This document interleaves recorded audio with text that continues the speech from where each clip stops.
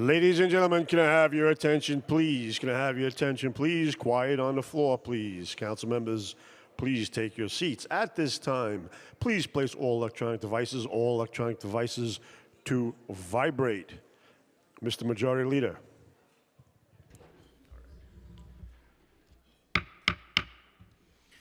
Good afternoon and welcome to the stated meeting of February 24, 2026.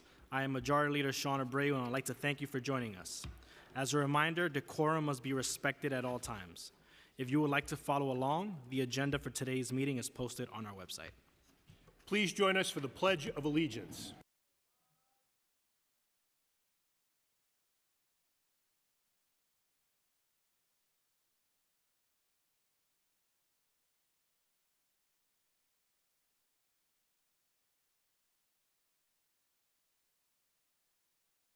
Roll call. Aldebol, Here. Ariola, Present. Aviles, Presente. Banks, Present. Brewer, Here. Brooks Powers, Present. Caban, Present. De La Rosa, Here. Dinowitz, Here. Encarnacion, Presente. Epstein, Farias, Present. Felder,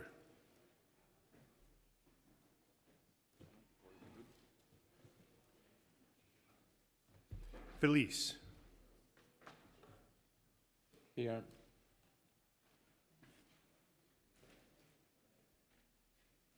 Gennaro,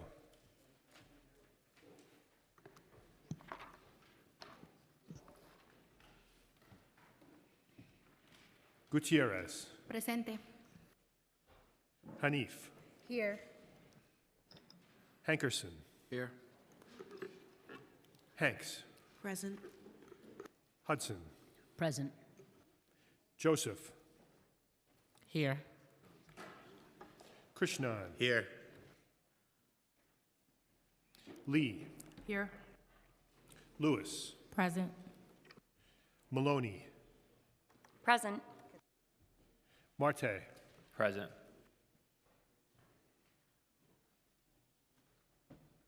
Mealy, Morano,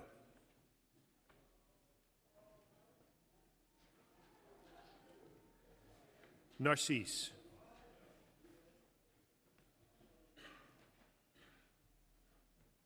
Nurse,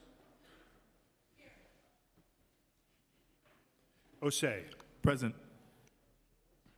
Palladino, Wrestler, Here. Riley, Present. Salam, Present. Justin Sanchez, Sap. Purina Sanchez, Present. Santos Suoso, Here. Shulman, Here.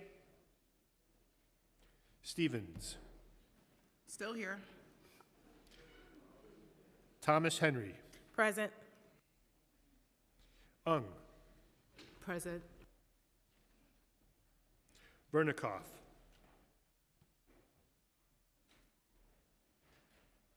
Williams, Present. 1, Felder,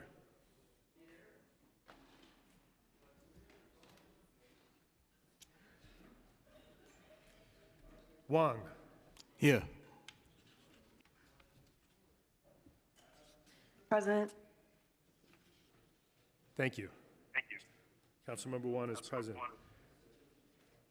Moreno, Here.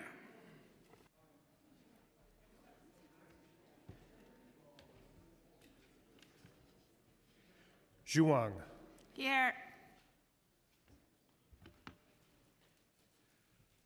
Carr.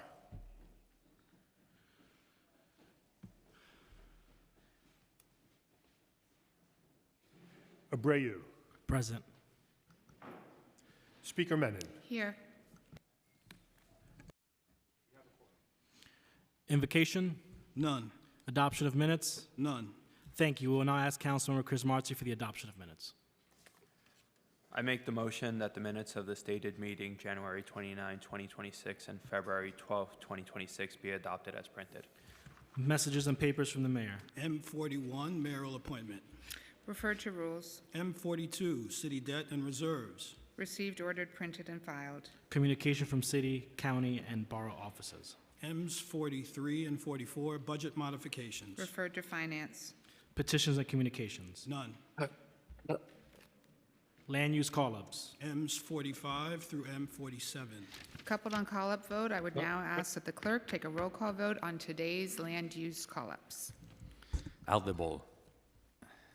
Aye. Ariola. I vote aye. Thank you. Aviles. Aye. Banks. Aye. Brewer. Yes. Brooks Powers. Please come back to me. Sure. Caban. I on all. De La Rosa. Aye. Dinowitz. Aye. Encarnacion. Aye. Epstein. Farias. I vote aye on all. Felder. Aye. Feliz. Aye on all.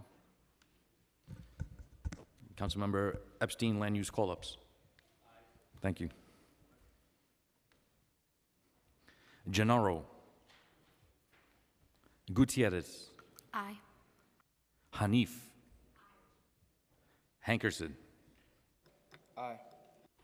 Hanks. Aye. Hudson. Aye. Joseph. Aye. Krishnan. Aye.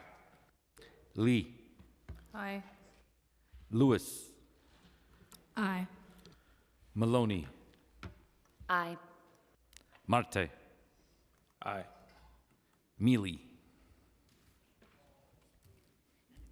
Morano. Aye. Narcisse. Nurse. I vote aye. Osei. I vote aye. Palladino. Aye. Wrestler. Riley. Aye. Salam. Vote aye. Justin Sanchez. Aye. Parina Sanchez. Santos Aye. Oh, excuse me. Thank you, Councilmember Sanchez. Santos Suoso. Aye. Schulman. Aye. Thank you. Stevens. Aye. Thomas Henry. Aye. Ung. Aye. Vernikov. Aye. Williams. I vote aye. 1. Aye. Thank you. Wang. I vote aye. Zhuang. Aye. Brooks Powers. I vote aye with the exception of LU 3, 4, and 5. Councilmember Brooks Powers is land use call-ups. Oh, sorry, aye. Thank you.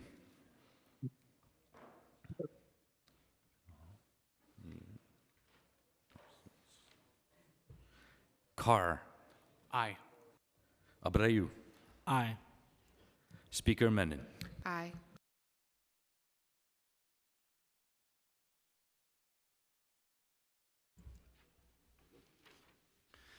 Today's land use call-ups are adopted by a vote of 46 in the affirmative and 0 in the negative. Thank you. We will now have communication from Speaker Julie Menon. Thank you, Majority Leader, and good afternoon, everyone. I'm so glad everyone was able to make it here safely to work today, and first want to begin by acknowledging the winter storm that showered our city literally in snow. With the first blizzard in 10 years and almost 20 inches of snow in many areas, yesterday we had a full snow day for New York City Public Schools.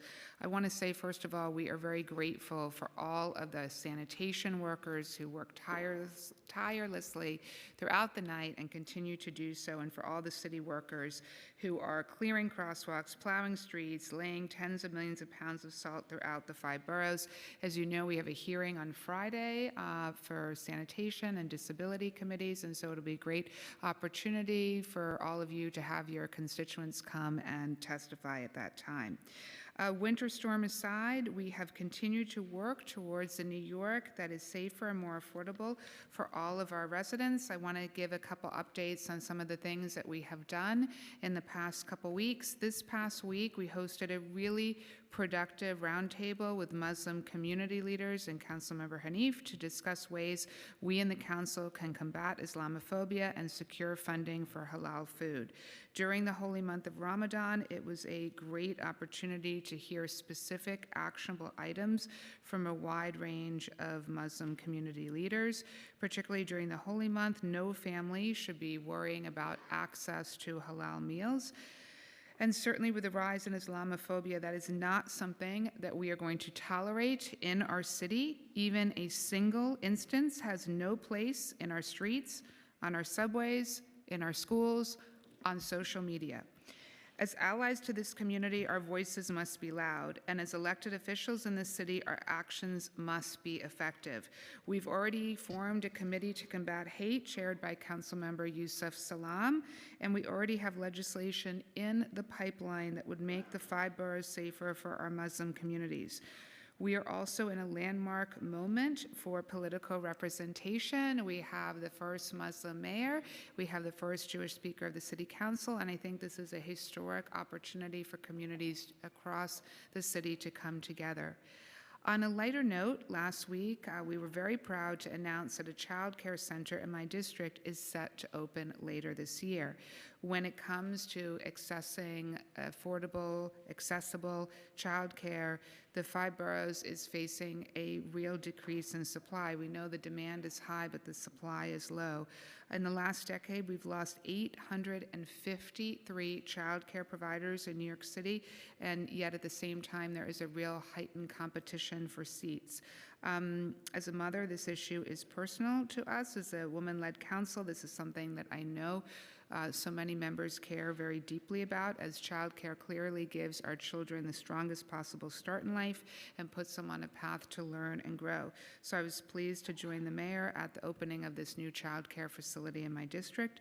It's obviously our responsibility to fulfill the promise of an affordable, accessible, and equitable city, and I know the City Council is going to do great things ahead on fulfilling this mission. A week ago, we also felt the passing of one of our nation's great civil rights activists, Reverend Jesse Jackson. On Saturday, I had the great honor of speaking at a truly moving memorial service that honored the irreplaceable contributions that Reverend Jackson made to the cause of liberty, justice, and equality. Reverend Jackson turned words into deeds, not simply because of the millions of people around the country and world that heard them or the platform he spoke from, but by the hope that those words awakened and the change that they unleashed. His words brought together the communities of the Rainbow Coalition to conquer injustices of our society. And while Reverend Jackson's voice may be resting, the charge that he gave us rings loudly throughout our country and throughout the world. Ahead of tomorrow's hearing held by the Committee to Combat Hate, I want to speak about the bills that we've introduced. In the past few days, we've had very productive conversations with Commissioner Tisch and updated our legislation to account for the department's feedback. In short, the bills that we are hearing tomorrow establish clear considerations for buffer zones around the entrances and exits to houses of worship and to schools. Considerations that both protect access as well as strongly protect protesters' First Amendment rights. So to be clear, these bills do not infringe on protest rights, labor rights, or create any new criminal penalties. What they do is really protect the safe access to these institutions, as well as increasing transparency for congregants, for students, and for protesters alike. Because what happened at Park East Synagogue and in the Kew Garden should never happen again. Incorporating the NYPD's input reinforces our commitment to the public safety of all New Yorkers, and we are grateful for that, and we can move forward with the agency's support. Turning to moments of cultural significance, there are a lot of them, so get ready. In a few days, we're going to celebrate Dominican Independence Day. Yay, yay, yay. New York City is so proud to be home to such a dynamic Dominican community. It's critical that we honor the community's many contributions to our city and well beyond. Tomorrow, and I hope every member will be able to join us, we're going to be hosting a Dominican Republic Independence Day celebration right here in the council chambers at 5:30, and I want to thank all of the council members who have organized this annual celebration. March is almost here. And that means we're celebrating Women's History Month. So it is so proud to lead our historic Women Majority Council, which has demonstrated to the city and the world what strong women's leadership looks like. Women are the cornerstone of society and the backbone of our families.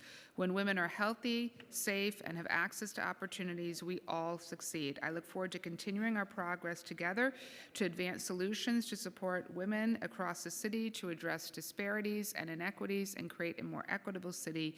So happy Women's History Month to all. March 1st is also Independence Movement Day, an important day for our Korean American community in commemoration of the March 1st movement for liberation and independence. So please join our Korean American community in celebrating this important day. March is also Greek American Heritage Month and Irish American Heritage Month, so both. We look forward to celebrating the contributions of both our Greek and Irish communities here in New York City and around the world. This year, Purim is being observed on Monday evening and Tuesday of next week. But earlier this morning, we brought the joy of Purim to the council with a hamantash and tasting by the Rotunda, joined by JCRC and so many council members of every faith. I really want to wish everyone a very happy Purim. There may still be hamantashen out there, I'm not sure. Hopefully everyone got to participate in it. Before we continue, please join me in wishing a very happy birthday to Councilmember Yusuf Salam. And on Zoom, Councilmember Selena Brooks Powers. Now we're going to move on to our stated agenda. So first, we'll vote on the following land use items. 217-14 24th Avenue will facilitate the development of a new 8-story residential and senior housing building with approximately 248 apartments, including 55 affordable units under MIH Option 2 and 65 senior housing units in Councilmember Vicky Palladino's district. 63-12 Broadway rezoning will allow the development of a new 9-story mixed-use commercial and residential building with approximately 67 units, approximately 17 of which will be affordable in Councilmember Julie Wan's district. The council is modifying this application to strike MIH Option 2 and to add MIH Option 3. Seaside Park and Community Arts Center is an application by New York EDC to facilitate the improvement and reactivation of the Seaside Park and Community Arts Center outdoor amphitheater, that is a mouthful, in Councilmember Kayla Santososo's district. Prospect Farm acquisition, approval of the Parks Department's acquisition of a community garden in Councilmember Shahana Hanif's district, allowing the garden to be eligible for public services and capital improvements through the Green Thumb program. Constellation HPD will facilitate the development of 8 new affordable home ownership buildings on vacant city-owned land, including 96 affordable home ownership units to be developed by Habitat for Humanity in partnership with HPD. in the Bedford-Stuyvesant, Brownsville, East Flatbush, and East New York neighborhoods in Councilmember Darlene Mealy and Chris Banks districts. 1417 Avenue U will facilitate the development of a new 7-story mixed-use building with approximately 76 units, 23 of which will be affordable under MIH Option 2 in Councilmember Ina Vernikov's district. The council is modifying the application to strike MIH Option 1 and require MIH Option 2. Landmarks Preservation Commission designation of 2 historic districts in Councilmember Rita Joseph's district, Beverly Square West Historic District and Ditmas Park West Historic District, located in Flatbush, Brooklyn, are characterized by freestanding houses built in the late Queen Anne, early colonial revival, and shingle styles. Today, we will also vote on the following pieces of legislation. Resolution 210, sponsored by Councilmember Shahana Hanif, would condemn the fatal shootings of Renee Nicole Good and Alex Jeffrey Preddy by federal immigration authorities. Thank you to our staff, Nicole Kata and Rebecca Barilla, for your work on this. Introduction to 257-A, sponsored by Councilmember Rita Joseph, would allow open street partners to request special activation opportunities during holidays or other periods of high pedestrian activity. Thank you to our staff, Mark Chen and Jessica Boulay. Introduction 68A, sponsored by Majority Leader Sean Abreu, would require news rack owners to provide their email address to the Department of Transportation, permit electronic communication, and improve enforcement options. Thank you to staff, Mark Chen. Introduction 448-B, sponsored by Councilmember Althea Stevens, would modernize the structure and responsibilities of the Youth Board. Thank you to the staff, Ria Ogasiwara and Elizabeth Arts. Introduction 29-A, sponsored by Councilmember Farah Lewis, would require the Department of Health and Mental Hygiene to regularly report on deaths by suicide in New York City and on suicide-related behaviors amongst youth. Thank you to Sarah Sucher and Justin Campos from our team. Introduction 203-A, sponsored by Councilmember Jennifer Gutierrez, would require the Department of Education to report quarterly on invoices received from early childhood care and education providers that the DOE has contracted with to provide these services. Thank you to Alejandro Caravel, Chloe Rivera, and Katie Salina for their help. Introduction 2B, sponsored by myself, would create a 90-day default timeline for emergency procurements, subject to extension with approval by the Controller and Corp Counsel, so cutting down on long-term no-bid contracts. Thank you to the staff, Alex Polinoff, Jahari Frazier, and Alex Yablon. And thank you for your attention to this. Now I'm going to turn it back over to our Majority Leader. Thank you, Speaker Menon. We will now move into discussion of general orders, beginning with Councilmember Hanif, followed by Councilmember Banks. Thank you, Majority Leader. Today, I am proud to vote yes on the Prospect Farm acquisition in Windsor Terrace, Brooklyn. This action transfers Prospect Farm into permanent public ownership under the Parks Department, protecting a beloved community-built farm and shared green space for generations to come.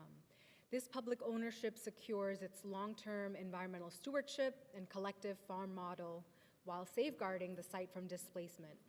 Prospect Farm also sits directly adjacent to the DOT Seeley Street Bridge reconstruction project, which will involve significant design and accessibility considerations.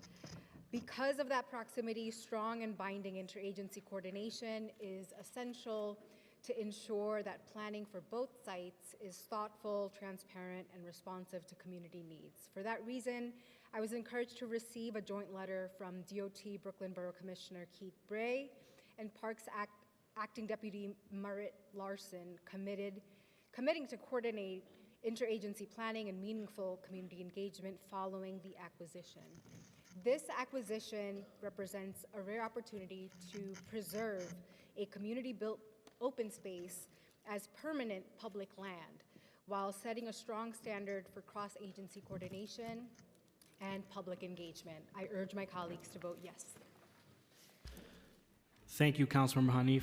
And as a reminder to everyone to keep your remarks within 2 minutes. Councilmember Banks, followed by Councilmember Lewis. Thank you, Mr. Majority Leader. First of all, when I took office, I made a priority to ensure that development in the 42nd Council District created real opportunities for our community to own part of its future.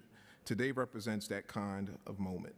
The Constellation Project reflects what development should look like when it's intentional, community-rooted, and focused on opportunity. It creates new pathways to affordable home ownership, and not just housing, but ownership.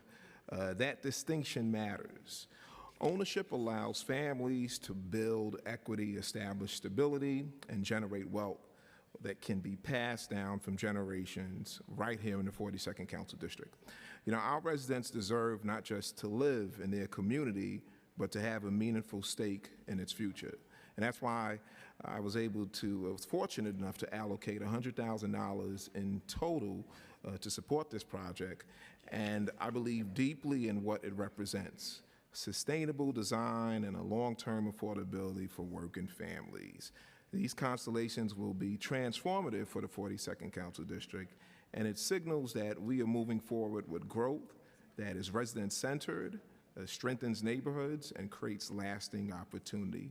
I look forward to continuing to champion projects like this throughout the 42nd Council District, and I urge my colleagues to support this. Thank you. Thank you, Councilmember. Councilmember Lewis, followed by Councilmember Stevens. Thank you, Mr. Majority Leader. Good afternoon, colleagues. Today we will be voting on Intro 291, a critical measure that strengthens our city's response to the suicide epidemic through transparency, accountability, data-driven action. Suicide impacts New Yorkers across every age group and background, including young people, older adults, veterans, and individuals who face barriers to care and support. This bill requires the Department of Health and Mental Hygiene to publish an annual comprehensive report on suicides in New York City with data disaggregated by age, race, ethnicity, gender, method, and geography. This information is essential to identifying where risk is concentrated and ensuring that prevention resources are deployed effectively and equitably. This legislation represents a turning point in addressing this crisis with urgency, which transcends age groups and backgrounds. We all heard the reports in the past. Just this past year, we've seen a 14-year-old girl jump from an Upper East Side school due to scorn on her personal beliefs. A teenage boy from Staten Island pushed to the brink due to nonstop bullying at his school. And let's not forget Khalif Browder.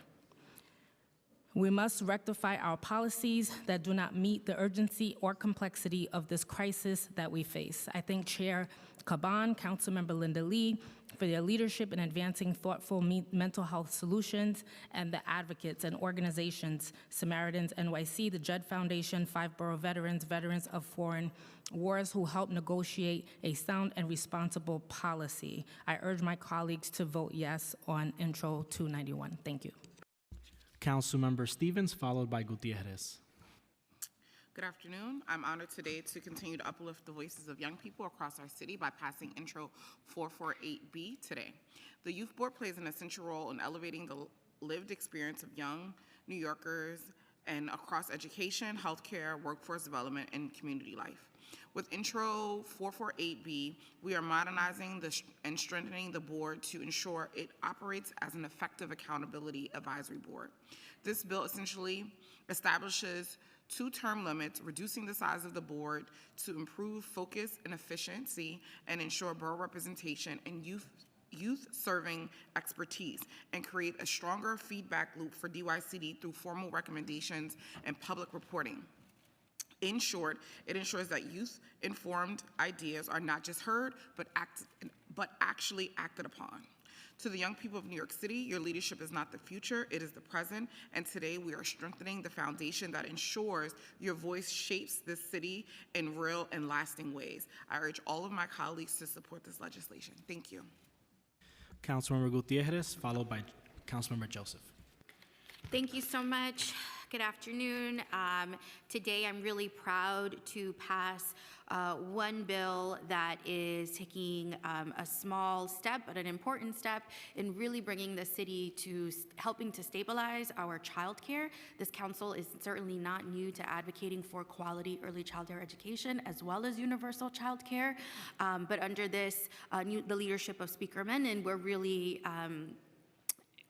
setting the tone early on in this bill. I just want to thank Speaker Menon for trusting me with. This was her bill in the last session that will require the Department of Education to report on when they pay providers, if they pay providers late, if they are unable to pay providers, what were the issues. Intro 203 really seeks to help stabilize and support providers that too many times suffer in silence. And what that looks like are quarterly public reports on payments, including payments made to special education providers. It really locks transparency into law, and it helps having an ongoing understanding if providers are getting paid. Having an ongoing understanding if providers are getting paid shouldn't have to be law. This system previously was so opaque, it took external reporting, and we're really excited that we're dedicating our resources and that the administration is on board. Late and partial payments really create silent suffering for providers. And while there's been small administrative improvements, we really want to be able to uplift the importance of transparency. We've had many providers have to shutter their doors since the pandemic or before, specifically because they cannot rely. The city has been in debt to providers. These chambers have been flooded with providers, advocates, parents who are saying the same thing to us. So we are listening to them, we are prioritizing them, so really proud to work alongside the Speaker, alongside Chair Dinowitz as well. We heard this bill in his committee, and I thank you all for your support. Councilmember Joseph. Thank you, Majority Leader. The Open Street program has evolved into one of the most meaningful investments we made in our community life. We began as a temporary measure, has become a permanent reminder that our streets can and should serve people. First, they are spaces where children play safely, families gather, local artists perform, and small businesses see increased foot traffic and opportunity. Intro 257A strengthened that vision. This bill allows communities and organizations to request special activation days beyond regular open street hours, including moments like Memorial Day, Juneteenth, 4th of July, Labor Day, Halloween, and other time of significant pedestrian activities. These are not just dates on the calendar, they are cultural touch points. They are celebrations of history, heritage, and neighborhood pride. By creating flexibility within the programs, we're empowering communities to activate their streets when it matters most, when energy is high, when families are outside, and when local businesses can benefit from increased engagement. This legislation recognizes something simple but powerful. Our streets are public space, and public space should reflect the vibrancy, diversity, and spirit of the people who call this city home. Today's passage reinforces our commitment to safer streets, stronger local economies, and deeper community connections. Thank you. Thank you, Councilmember. Seeing no one else signed up to speak for general discussion, we'll now move to the report of special committees. None. Reports of standing committees. Report of the Committee on Children and Youth, Intro 448B, Youth Board. Amended and coupled on general orders. Report of the Committee on Contracts, Intro 2B, Emergency Procurements. Amended and coupled. Report of the Committee on Education, Intro 203A, Early Childhood Care. Amended and coupled. Report of the Committee on Land Use, LU1 and Reso 329, Property Acquisition. Coupled on general orders. LU2 and Reso 330 through LU6 and Reso 334, Constellation. Coupled. LU7 and Reso 335 through LU11 and Reso 339, Seaside Park. Coupled. LUs 12 through 16, 395 Flatbush Avenue. Approved with modifications and referred to the City Planning Commission. LU 20 and Reso 340 and LU 21 and Reso 341, 217, 14, 24th Avenue rezoning. Coupled on general orders. LUs 28 and 29, 14-10 Beach Channel Drive. Approved with modifications and referred to the City Planning Commission. LU 31 and Reso 342 and LU 32 and Reso 343, landmark designations. Coupled. LUs 33 and 34, 33-01 11th Street rezoning. Approved with modifications and referred to City Planning. Report of the Committee on Mental Health and Substance Abuse. Intro 291A, Report on Youth Suicide. Amended and coupled on general orders. Report of the Committee on Transportation and Infrastructure, Intro 68A, News Racks, and Intro 257A, Open Streets Program. Amended and coupled. General Orders Calendar, LU 17 and Reso 344 through LU 19 and Reso 346, 1417 Avenue U rezoning. Coupled. LU 22 and Reso 347, and LU 23 and Reso 348, 63-12 Broadway rezoning. Coupled on general orders, I would now ask that the clerk take a roll call vote on all of the items coupled on today's general orders calendar. Aldebol. Vote aye on all. Ariola. I vote aye with the exception of Intro 257A, Land Use Item 3 and accompanying Resolution 331, LU 4 and accompanying Resolution 334, LU 5 and accompanying Resolution 333, for which I am a no. Thank you.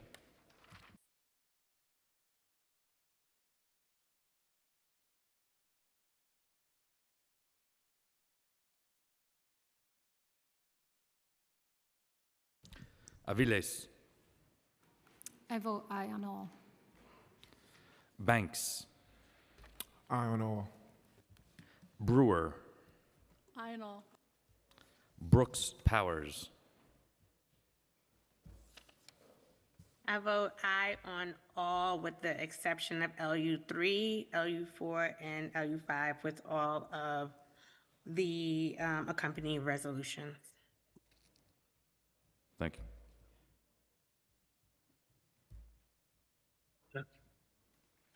Caban. Aye on all. De La Rosa. Aye. Dinowitz. Aye.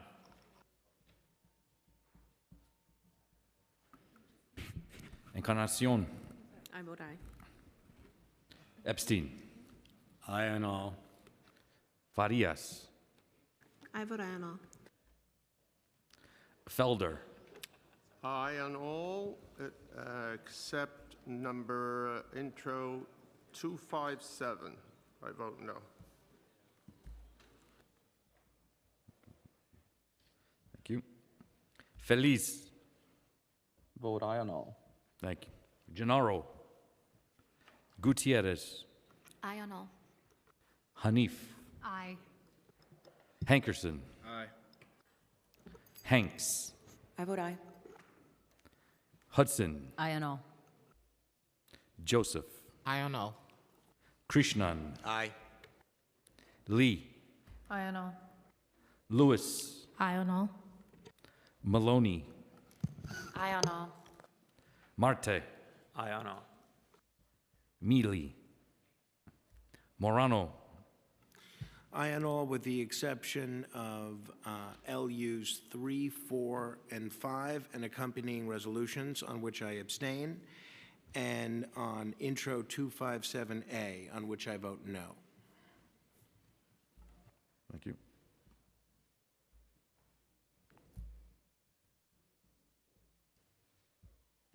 Narcisse. Nurse. I vote aye. Osei. I vote aye. Palladino. I vote aye on all except for land use 3, 4, 5, and 6, with the exception of all the resos which I abstain. And I'm sorry. And I vote no on intro 257A and reso 210. Thank you.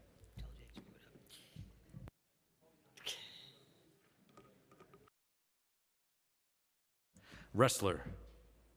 Aye. Riley. Aye. Salam. I vote aye. Justin Sanchez. Aye. Parina Sanchez.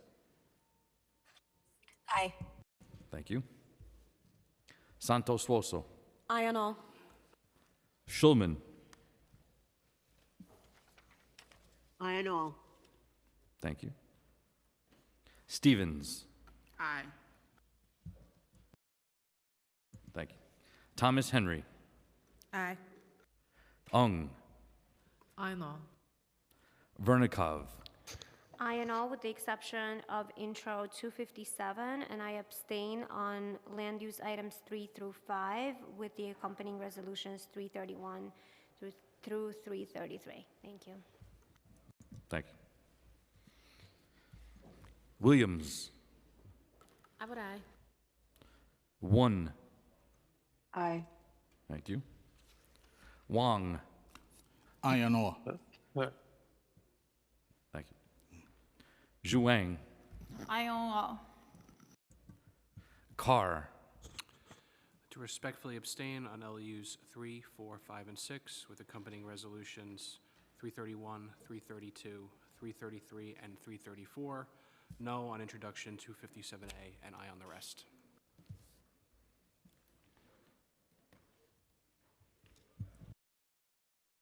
thank you. Abreu, Aye. Speaker Menon. Aye.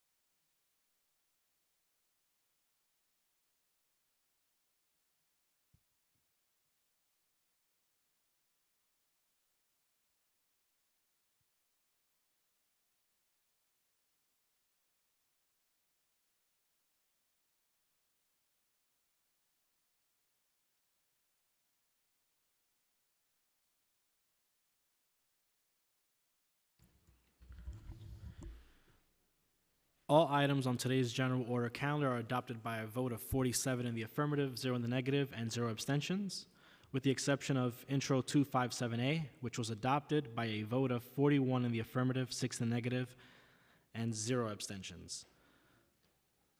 And LUs 3, 4, 5 with accompanying resos, which was adopted 41 in the affirmative, 2 in the negative, and 4 abstentions. And LU 6 and Reso 334, which was adopted by a vote of 46 in the affirmative, 0 in the negative, and 1 abstention. Introduction and reading of bills. All bills have been referred to committee as indicated in today's agenda. Thank you. We will now move into the discussion of resolutions. Councilmember Hanif. Today I rise in strong support of the resolution I authored condemning the fatal shootings of Renee Nicole Good and Alex Jeffrey Preddy. In December, the Department of Homeland Security launched Operation Metro Surge, which saw the deployment of over 3,000 masked and armed federal agents in the Twin Cities, which destabilized and traumatized our neighbors. We saw residents exercising their First Amendment right to protest and to observe federal actions, an action that ended in the fatal shooting of Renee Nicole Good and Alex Jeffrey Preddy.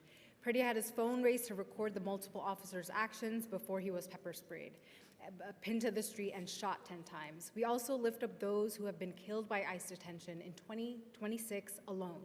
Luis Gustavo Nunez Caceres, Geraldo Lunas Campos, Victor Manuel Diaz, Paradi La, Luis Beltran Yanez Cruz, Heber Sanchez Dominguez, and the shooting of Keith Porter Jr., killed by an off-duty ICE officer outside of his apartment. Federal immigration actions have caused irreparable harm and pervasive violence. We condemn these killings, and we affirm that New York City will continue to protect immigrant communities and uphold constitutional rights. Thank you, Councilmember.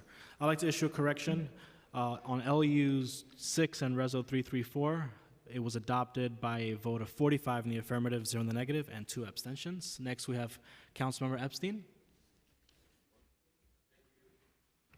Thank you, Majority Leader. I want to thank the Speaker and all the staff, the work we're doing. I know, obviously, it's Black History Month, so there's lots of events going on in the neighborhood. We have one on our district Thursday at William Jennings Art Gallery.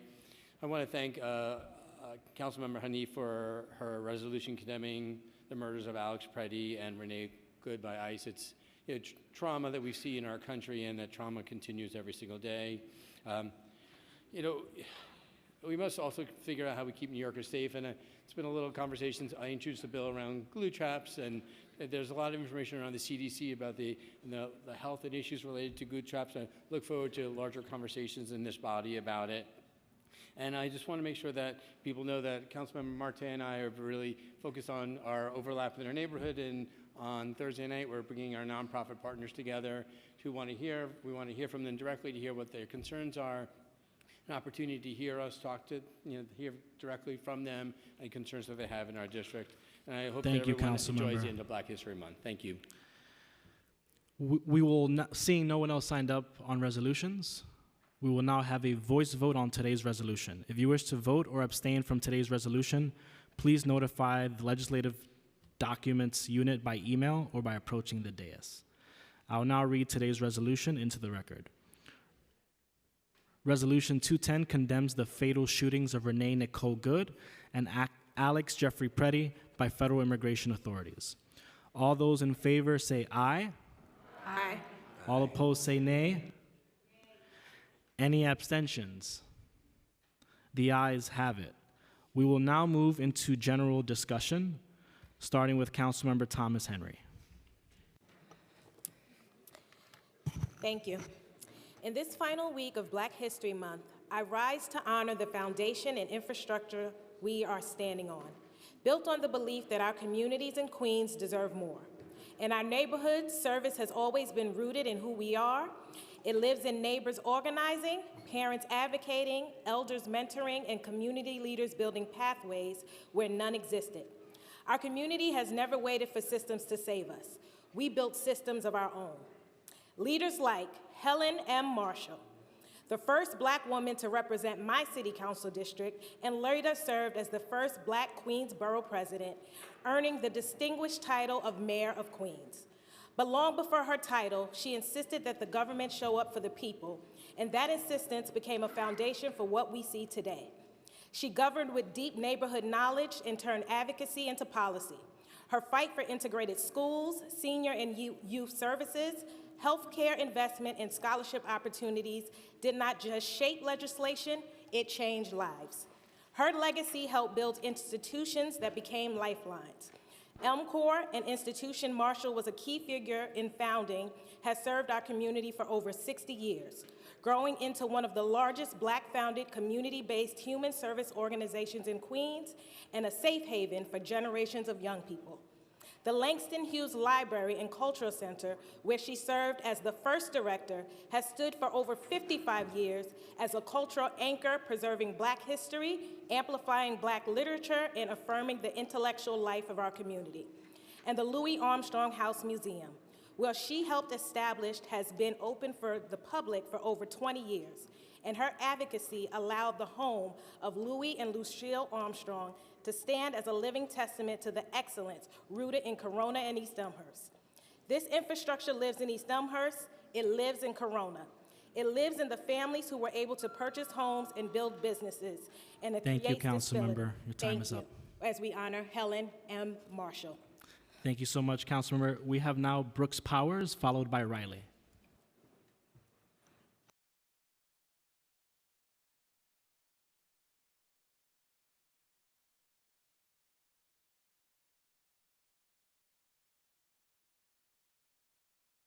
Brooks Powers, are you online? We'll go with Kevin Riley for now and come back to Brooks Powers. Thank you, Majority Leader. Today, I'm proud to introduce a two-bill package focused on strengthening pharmaceutical supply chain resiliency and protecting access to life-saving medication for New Yorkers.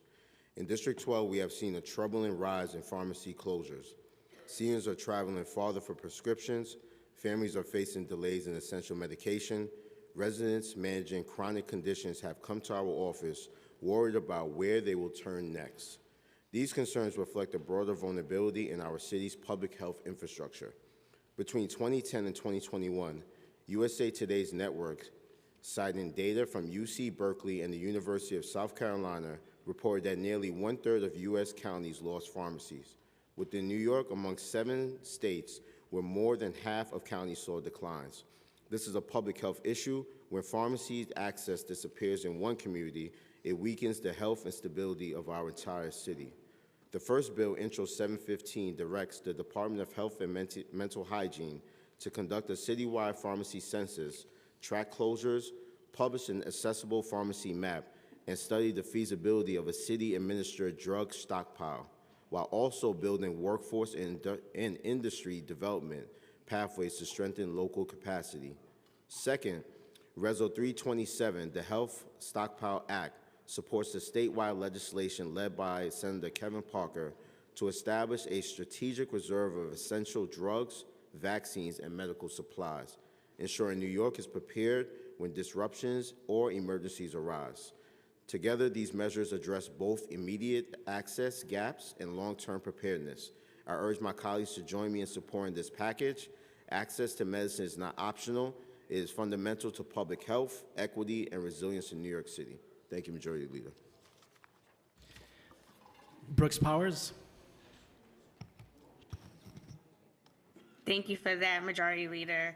Today, I'm proud to introduce Intro 691, legislation that addresses a problem that we have seen time and time again, truck rules that exist on paper but are not consistently enforced on our streets. New York City has clear truck routing rules. We have clear commercial vehicle parking, stopping, and standing regulations.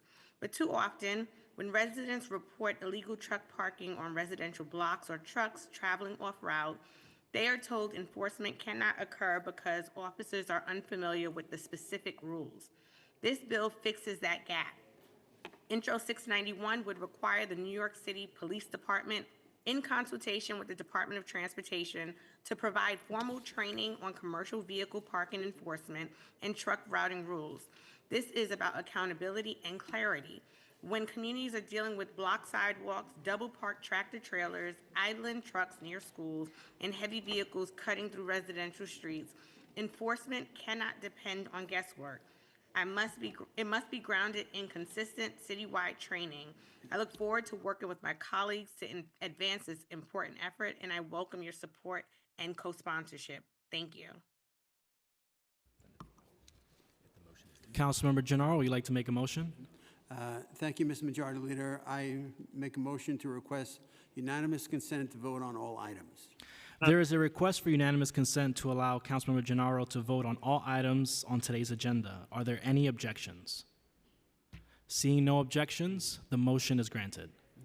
Thank you very much, Mr. Majority Leader. I vote aye on all items with the exception of Reso 210, on which I vote no. Councilmember Mealy, would you like to make a motion? I ask for unanimous consent on all items. There is a request for unanimous consent for Councilmember Mealy to vote on all items on today's agenda. Are there any objections? Seeing none, the motion is granted. Thank you. And may I vote no on Intro 257A and Reso 210 and Land Use 2345. Thank you. Councilmember Banks, followed by Morano for general discussion, and I'm going to issue a new correction of the vote very soon. Thank you, Majority Leader. Today I'm introducing two pieces of legislation aimed at protecting homeowners and improving the way our city manages its streets. Intro 689 addresses a serious flaw in our tax lien notification process. The security of home ownership in New York City is too often jeopardized by insufficient notice before the sale of tax liens. We have seen the consequences of this failure, including in my council district, where a constituent and property owner, Fillmore Brown, lost his home over a single unpaid water bill. That should have never happened, and because of lack of communication or communication breakdown. This bill strengthens due process protections by requiring the Department of Finance to provide notice through multiple verified channels, certified mail, email, phone outreach, where necessary in-person contact, and to document all notification attempts for 5 years to ensure accountability. It also establishes a critical safeguard. If a return receipt is not received prior to a lien sale, the relevant council member must be notified, creating a final opportunity for intervention before the homeowner loses their property. This legislation does not only weaken enforcement, it strengthens fairness and it ensures revenue collection does not come at the expense of due process and housing stability. Intro 688 focuses on the functionality of our streets. Construction projects and permitted closures are sometimes necessary, but too often they result in avoidable congestion that delays buses, disrupts businesses, and burdens surrounding blocks. This bill requires permit holders to establish and enforce designated no-standing zones along detour routes to preserve safe and efficient traffic flow. Thank you. Urge all colleagues to support and vote for these bills. Thank you. Thank you, Councilmember. Councilmember Morano, followed by De La Rosa. Thank you, Majority Leader. First, hats off to the men and women of the Department of Sanitation who did an extraordinary job with this recent snowstorm in which my district and Staten Island saw 30 inches of snow, based on what the Department of Sanitation said to me this morning, 30 inches of snow. My constituents woke up this morning with hundreds of them without power, thousands of them not able to leave their block because they were snowed in or a variety of other reasons, and tens of thousands either having to report to school as teachers, principals, other staff members, or to take their kids there as parents. The decision to open schools today for traditional rather than remote education was a poor one. Some people have said it goes down in history with New Coke and the decision to put hydrogen in the Hindenburg as one of the worst decisions in history. Our schools were, in Staten Island anyway, were totally unprepared to have in-person education today. If ever there was a case for remote education, today was the day, and the proof is in the pudding. I spoke with all of our principals. Multiple schools reported 15 to 20% attendance. One high school had 180 staff members out. Several schools had 45 to 65 members out. Bus stops weren't shoveled. Yellow buses never showed up. Stop and drop lanes were unusable. Snowbanks blocked crosswalks. Special needs schools couldn't safely unload wheelchairs. IS-24 was without power for 2 hours, and the kids sat in the cafeteria. What is the possible educational value of opening schools today? One principal told me that if they had remote education, they would have had 96% attendance. I hope that we can take a look at local autonomy and allow a little bit of flexibility for school districts that don't have a subway and are car dependent. Thank you. Thank you. Councilmember De La Rosa. Thank you so much, Mr. Majority Leader. Tough act to follow from my colleague, but on a lighter note, I'd like to take a point of privilege to recognize Kiana Diaz, who currently serves as my Chief of Staff. She began her career in public service over a decade ago right here in the City Council as an intern for former Councilmember Rodriguez, and she is now my Deputy Chief of Staff, serving those same communities. She's been an ever-present voice for our community, and tomorrow is her last day with the council.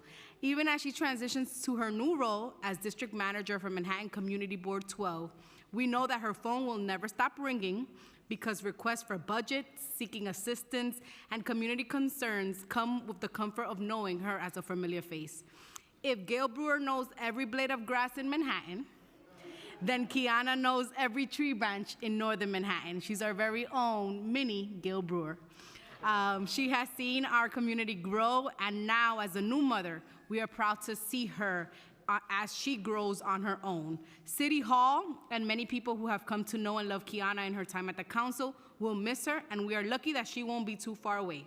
We wish her the best of luck in her new chapter, and we want her to know that her presence has made a mark in our city, in our community, and personally in my own life. Kiana isn't just my Deputy Chief of Staff, she is family. And we are not technically family, figuratively family.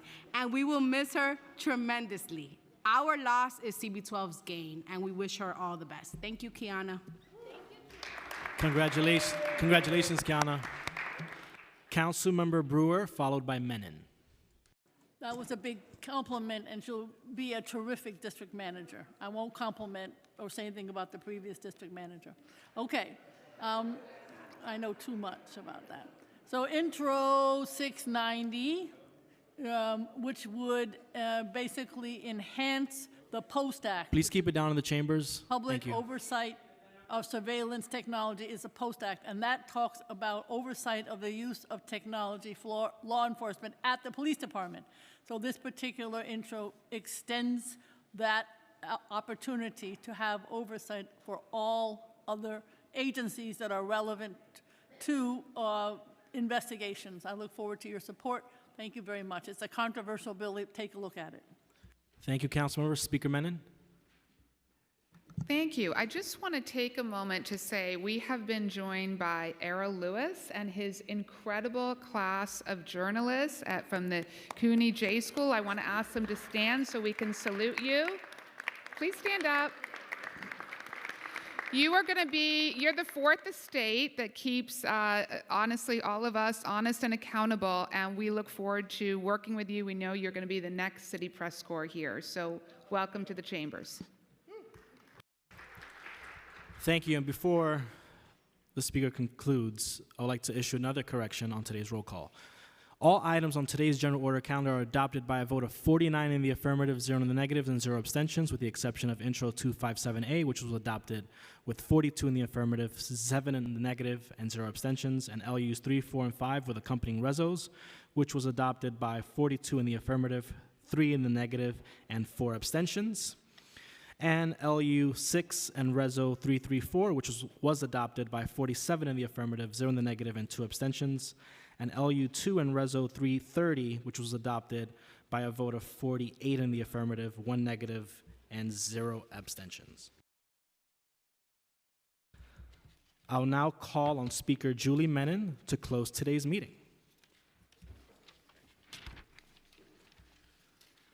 Thank you, Majority Leader. So the stated meeting of February 24th, 2026 is hereby adjourned. Thanks, everyone.